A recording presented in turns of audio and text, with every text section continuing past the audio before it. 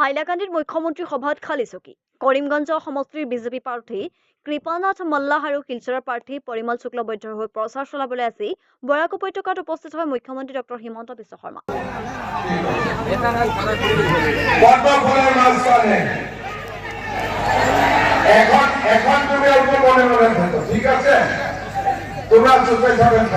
মুখ্যমন্ত্ৰী আজি বৰাক উপত্যকাৰ প্ৰথমটো জনসভা অনুষ্ঠিত হয় হাইলাকান্দি জিলাৰ কাটলিচৰৰ চালমাৰ্চ উচ্চ মাধ্যমিক বিদ্যালয়ৰ খেলপথাৰত। কিন্তু মুখ্যমন্ত্ৰীৰ আন ঠাইৰ নিৰ্বাচনী সভাৰ ঠিক বিপৰীত দৃশ্য পৰিলক্ষিত হয় হাইলাকান্দিত।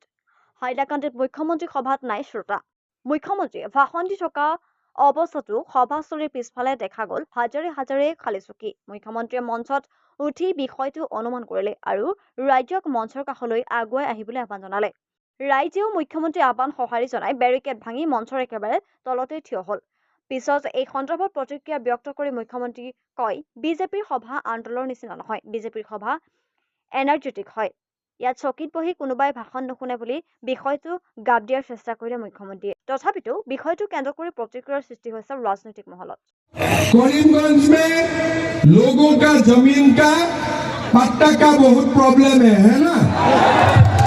तो ये प्रॉब्लम हम मिलके सॉल्व कर देगा।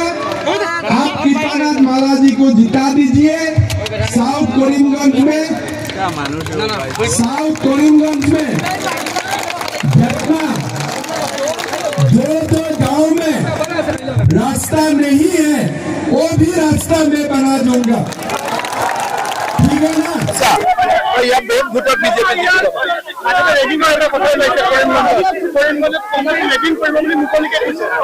নরেন্দ্র মোদী প্রধানমন্ত্রী, হিমন্ত বিশ্ব শর্মা মুখ্যমন্ত্রী ইলেকশনের নিয়ম ভাঙিব চেষ্টা নকৰা ভাল আৰু ইয়াৰ পৰিণাম ঠিক নহব।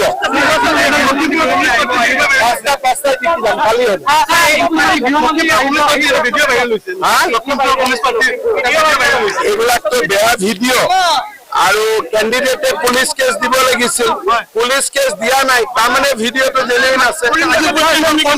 কৰিমগঞ্জত আমি এক চাইড জিকি যাম। গৃহমন্ত্ৰী 21 তাৰিখে অহাৰ সম্ভাৱনা আছে শিলচৰত ৰোড শ্ব' কৰাৰ জন্য। গৰমত মানুহ মই আগত লৈ আহিছো। হিমন্ত বিশ্ব শৰ্মাৰ মিটিঙত পিছফালে মানুহ নাথাকেতো, চব মানুহ আগত আহি যায়। তো আমিতো মোৰ মিটিংটোতো কংগ্ৰেছ টাইপ মিটিং নহয়তো, মইতো ৰেলিং ভাঙি উঠাই আনো।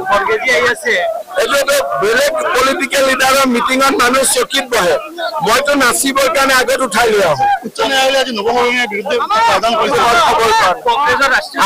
আমাৰ মিটিং ট্ৰেডিশ্যনেল মিটিং নহয়, চকীত বহি কুৰ্চীত বহি শুনি থকা মিটিং নহয়, এইটো জোচ ভৰা মিটিং। কংগ্ৰেছৰ ৰাষ্ট্ৰীয়